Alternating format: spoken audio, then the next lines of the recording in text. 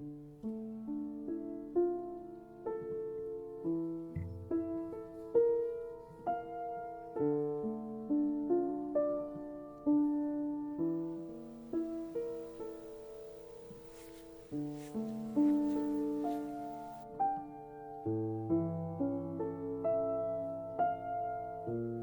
name is Johanna Gosse. I'm an art historian, and my research focuses on experimental film and media.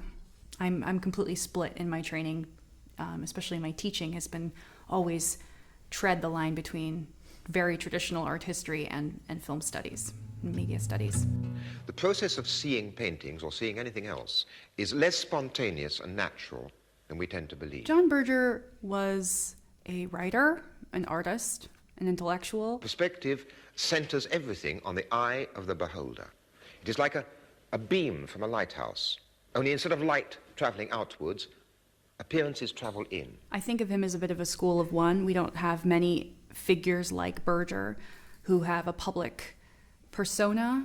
He was a public figure who made an impact in many different fields, but he was undeniably a radical. He was a prize-winning novelist. He wrote criticism. Of course, he was a presenter. He did Ways of Seeing on the BBC. He worked in a variety of different modes. The meaning of a painting no longer resides in its unique painted surface, which it is only possible to see in one place at one time.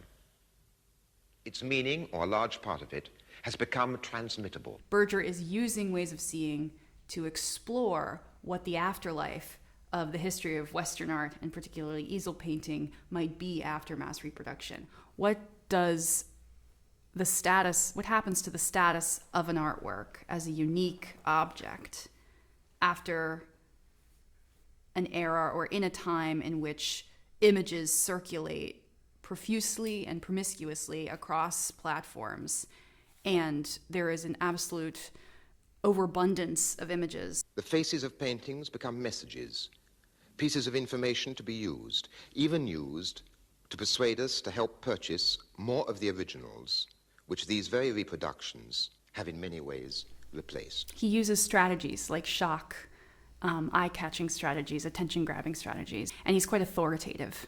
Sometimes that mode of presenting can actually be a bit reductive, a bit black and white, but he uses that polemical style very effectively to grab the viewer and appeal to their sense of maybe a sensibility of wanting to demystify that which is held sacred.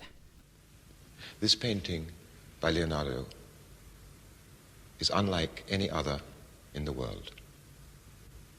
The National Gallery has the real one. It isn't a fake, it's authentic.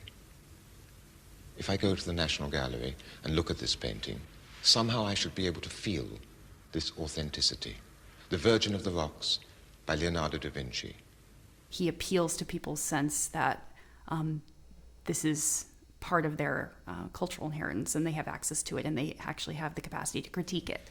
Nearly everything that we learn or read about art encourages an attitude, an expectation, rather like that. Berger is framing Ways of Seeing as a kind of critical response to the type of art history that is motivated by a investment in the category of the masterpiece, which is why he can create these visual essays in which artworks are detethered from their author, from their even date or provenance. They arrive captionless as representatives of a certain kind of cultural moment and of an ideology. We join the elders to spy on her. She looks back at us looking at her. Sometimes the woman, Susanna, looks at herself in a mirror, picturing to herself how men see her. She sees herself first and foremost as a sight, which means a sight for men. Thus, the mirror became a symbol of the vanity of women. Yet the male hypocrisy in this is blatant. You paint a naked woman because you enjoy looking at her. You put a mirror in her hand, and you call the painting vanity. As the program proceeds, it becomes increasingly difficult to reconcile Berger's on-screen persona as a masculine, authoritative, and seemingly omniscient narrator with his critique of the gendered gaze. This is especially apparent during the scene where he interviews a panel of self-identified feminists, including his spouse Anya, a brilliant intellectual and accomplished translator, about their experiences under patriarchal oppression, a televisual prototype for the Me Too movement. Though clearly intended in the spirit of equity and inclusion, the panel scene still positions Berger as the central, dominant figure by casting him as a lead interrogator, coaxing and cross-examining his female witnesses with probing and often uncomfortable intensity. They don't mean human beings to me. The image that I compare myself with is the photograph, because it's with photographs that I've been encouraged to think of myself in this way. It is essentially advertising for me that's contributed to this. And consequently, I find it extremely interesting to go back and think of nudes in this way, because I've never done so. But having seen the film, I have no doubt that the same thing applies. And do you find the nudes in painting unreal in the same way? Yes. Well, you can't get any information from it, can you?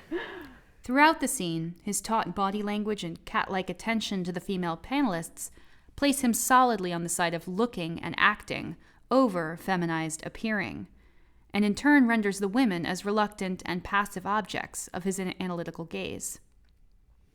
The cinematography is even less subtle. You don't see the pose at all, and I think this is what happens to women, that they're always trying to measure up to this erotic image that is With its projected. lascivious framing, languid pans, and slow predatory zooms, the scene offers a comprehensive illustration of what Mulvey famously termed the, quote, to-be-looked-at-ness of women on screen, in spite of its stated intentions.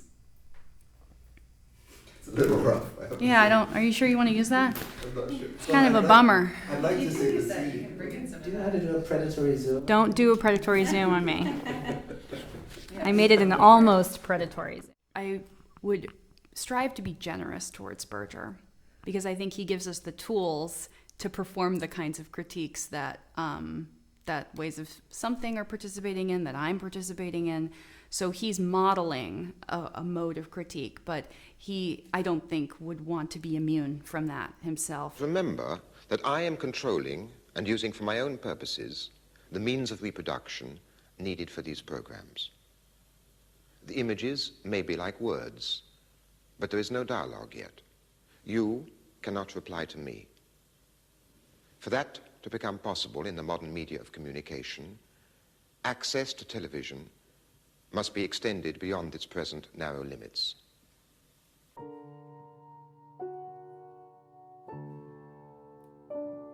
After Berger's death, there was a plethora of memorial events and conferences and symposia devoted to him, and I was invited to participate in one at Columbia University, and I saw Ways of Something as an opportunity to talk about Berger's continuing relevance. Just as the image of me standing here in this studio travels to you and appears on your screen.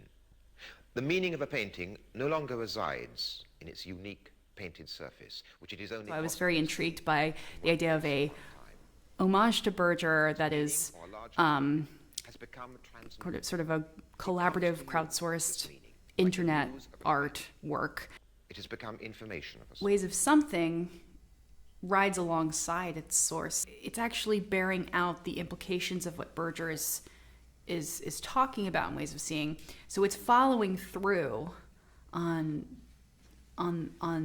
the ideas and the strategies that Berger articulates in the original text. But in following them through, I think it does fold back into a subtle and very generous and very affectionate critique of Berger, and largely to do with his status as the central kind of interlocutor character, the talking head. Tonight, it isn't so much the paintings themselves, which I want to consider, as the way we now see them, now in the second half of the 20th century. Because we see these paintings as nobody saw them before. Daniel Temkin is the first minute of the first piece, and he's scrolling through a copy of Ways of Seeing. So he's replaced every art historical work and work of advertising, mostly nudes, with Berger himself. So I see Ways of Something operating the way that cultural production happens on the internet today, which, an effective meme is not one that radically or uses radical juxtaposition to completely disrupt and destroy the original meaning of the source text so much as create a subtle, humorous intervention that then is picked up in a viral fashion. Men or women. And it's a thing that matters tremendously. And it's not only a kind of inner thing by which you live, but it's a very outer thing by which you gain relationships with your own context in the world that you can't gain any other way. But it's when you have somehow But the been moments made where it so does unconscious of reach its yourself most that critical you easily, texture, you could say, naturally, sort of are compulsively go its out more humorous sections. to whatever is going on around. And so, for instance, the scene where Jessie Darling does a webcam performance, and you're left wondering whether that performance is meant to be a commentary on some of the participants on the panel, for instance, the older woman who is speaking for most of that section, or whether their performance is actually commenting on Berger's status as the talking head. So I think that's a moment where parody and pastiche and mimicry can tip over into critique. Berger looks at a Caravaggio painting called Supper at Emmaus, and he plays a variety of different orchestral scores alongside close-ups of the painting. Non so quale far, manderà i parenti per farmi smatar. Manderà in campagna in l'erba la magna. En fe che parlasse come il deserto voler freddo. Now, in Ways of Something, the artist Eva Peppa Margheriti has been assigned this section, and her response is to create this CGI, post-human, I call it, tableau, in which you have these sort of anonymous mannequin-like figures who are arranged around a table that's covered in digital devices, portable devices, laptops, tablets, phones, rather than a feast.